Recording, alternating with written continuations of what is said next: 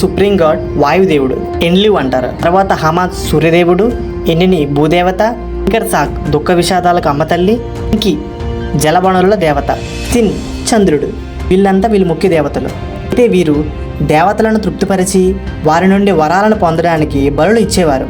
మొదట్లో నరబలి కూడా ఉండేది. తర్వాత కాలంలో దీన్ని మానివేసి కేవలం జంతువులను పక్షులను బలి ఇచ్చేవారు. దీన్నే బైబిల్ కూడా స్పష్టంగా తెలియజేస్తుంది. అందుకే దేవాది దేవుడు విగ్రహాలను పూజించేవారని, ఆ విగ్రహాలకు మనుషులను బలి ఇచ్చేవారిని రాళ్లతో కొట్టండి, వారి విగ్రహాలను పడగొట్టండి అని చెప్తాడు. అయితే మన హిందూ సోదరులు వారి మత సిద్ధాంతాల ప్రకారం దేవుణ్ణి మనం ఏ రూపంలో అయితే పూజిస్తామో మనకి అదే రూపంలో ప్రతిస్పందిస్తాడు అని చెప్తుంటారు.